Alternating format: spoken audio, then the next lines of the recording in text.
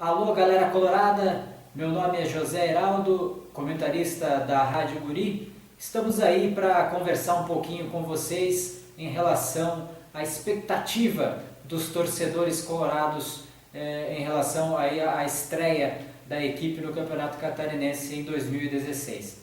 Será que essa equipe do Vaguinho Dias conseguirá repetir o feito do time do Marcelo Mabilha? É esse comparativo que a gente vai tentar fazer agora, mas para isso precisamos entender um pouquinho como funcionava aquele time do Mabilha, como ele conseguiu fazer com que aquela equipe fosse quarta colocada no Campeonato Catarinense, não foi terceiro porque acabou desistindo. Vamos analisar um pouquinho como era aquele time, relembrar aquele time que deu tantas alegrias a você, torcedor, que deu tantas emoções no estádio com grandes vitórias? Vamos lá então. Bom, então vamos remontar aquele time de 2015 para a gente relembrar um pouquinho. No gol tínhamos o Fernando Henrique, goleiro que quando contratado, quando anunciado a sua contratação, acabou aí causando desconfiança de alguns torcedores e por parte da imprensa do estado, mas fez um campeonato aí impecável, aí sendo um dos destaques do Internacional no Campeonato Catarinense. Internacional, o time do Mabilha jogava num esquema de 4-4-2, tá, pessoal? Então vamos fazer a linha de 4 defensiva aqui atrás. Começando na lateral direita, tínhamos o Canavarros, bom jogador Canavarros. Na zaga, no lado direito, tínhamos o Lázaro, tá, que já começou como titular. E na quarta zaga, o capitão e ídolo colorado Vitor Hugo, que não começou o campeonato com o Internacional, né, acabou retornando ao clube depois de uma breve passagem pelo Rio Grande do Sul, e aí voltou para assumir a titularidade e assumindo um papel importante aí dentro da equipe, sendo também um dos destaques da equipe na competição. Fechando a nossa zaga agora aqui pela esquerda, passaram alguns jogadores na lateral esquerda do Internacional em 2015, mas o que mais se firmou aqui foi justamente o Jefinho, né? O Jefinho que o Marquinho lá do Retrospectiva Esportiva da Guri gosta tanto. Um abraço aí, Marquinho, tá aqui, mas é o Jefinho que fecha essa linha de 4. Então tá aqui os 4, Canavarros, Lázaro, Vitor Hugo e o Jefinho. Agora vamos aos 4 do meio campo, começando com o Diogo, camisa 5, que fazia aqui o volante fixo, né? E aí o meio campo ele tinha um formato de um losango, tá, pessoal? Esse era o formato dos 4 do meio campo. Aqui pelo lado esquerdo jogava o Michel Schmuller. Ele começou jogando no lado esquerdo, depois ele acabou se firmando durante o campeonato pelo lado direito. E aqui no lado esquerdo não tivemos um jogador que tenha assumido a titularidade por todo o campeonato. Diversos jogadores passaram por essa posição aqui. O Calisson, o Lucas Gabriel, o Parrudo. Então, diversos jogadores revezaram aqui nessa posição. Nenhum conseguiu segurar aí a vaga, né? Faltou um jogador fixo nessa posição, mas os jogadores que entraram aqui conseguiram fazer muito bem a função. Fechando esse meio campo, fechando esse losango, ele, né, o camisa 10, Marcelinho Paraíba. Então fechando 4-4, e aí os dois atacantes, tínhamos Valdo Bacabal, que normalmente jogava pela ponta esquerda,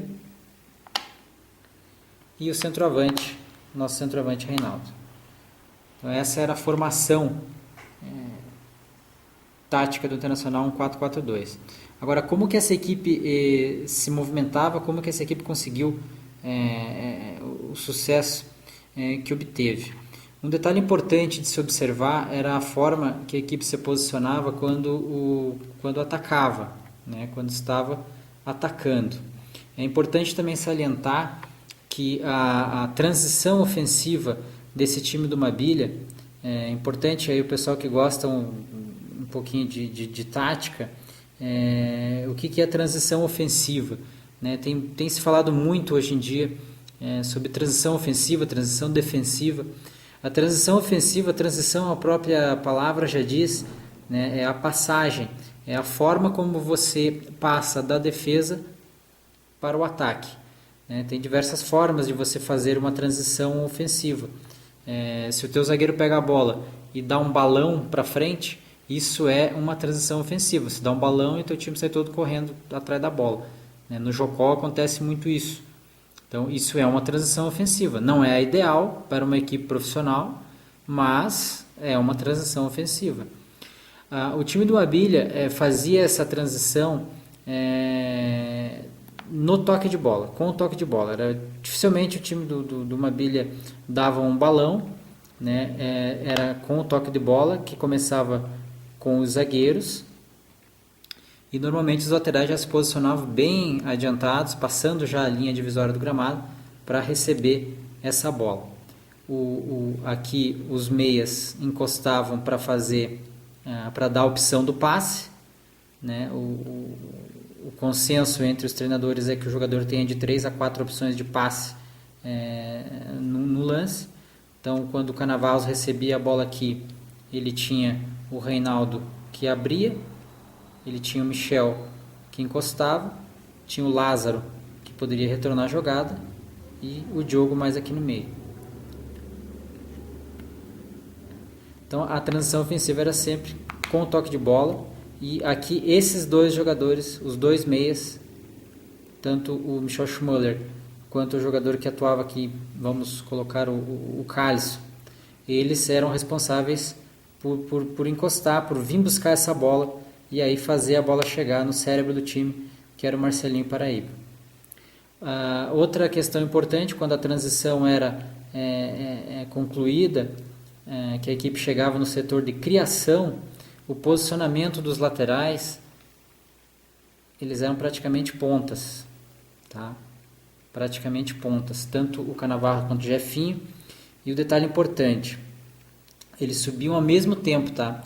Aquela máxima que tem no futebol, que se um lateral sobe o outro fica, pelo menos no time do Mabilha, isso não acontecia. Subiu os dois ao mesmo tempo, tanto que era comum vermos o Marcelinho Paraíba recebendo a bola aqui do Cannavaro e invertendo a jogada lá no outro lado para o Jefinho.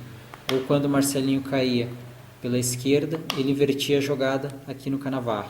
Era muito comum essa jogada, porque os laterais procuravam ficar sempre na linha de ataque, na linha da bola. Então os laterais atuavam praticamente como pontas. O que isso ocasionava nas equipes adversárias? A equipe adversária se obrigava a colocar dois jogadores segurando aqui a descida do Cannavaro. O Michel Schmuller encostava, às vezes ele fazia infiltração e às vezes ele encostava e aí obrigava a equipe adversária a marcar, do outro lado a mesma coisa. E o que isso refletia a favor do Internacional? Abria a equipe adversária. A equipe precisava marcar muito nas pontas e acabava abrindo o meio-campo. Por isso, o Marcelinho e outros jogadores conseguiram fazer tantos gols de fora da área. No gol, por exemplo, no primeiro gol do Internacional contra o Metropolitano, aqui em Lages, na segunda rodada do campeonato, ficou bem visível isso, né? Tudo isso que eu estou passando, que a gente está analisando. O Michel Schmuller vem fazendo a transição ofensiva com o toque de bola, faz a bola chegar com qualidade no Marcelinho, o Cannavaro está passando e aí ele faz uma coisa que é muito interessante para os laterais, que é atacar o espaço vazio.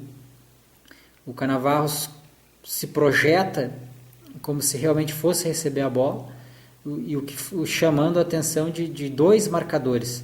E aí o Marcelinho acaba ficando de mano com o jogador do Metropolitano e aí a habilidade dele, ele se livra do jogador, puxa para a esquerda e chuta fazendo o gol. Então a importância dos dois laterais apoiando realmente é pelo fato de abrir a equipe adversária e conseguir espaços para que os meio-campistas do Internacional conseguissem arrematar ao gol. Outro fator importante também desse esquema tático do Internacional era em relação ao centroavante Reinaldo, né? O Reinaldo, ele fazia ele não é um atacante de ficar cravado dentro da área esperando bola aérea, tanto que o Internacional usava pouco a bola aérea, mas o Reinaldo tinha certa velocidade e ele saía da área para fazer o pivô, né? E ele fazia muito bem esse pivô. Uma jogada, essa jogada pode ser muito bem clara naquele gol, no primeiro gol do Internacional contra o Criciúma, no jogo aqui em Lages, onde o Internacional venceu por 3-1. O primeiro gol, o Marcelinho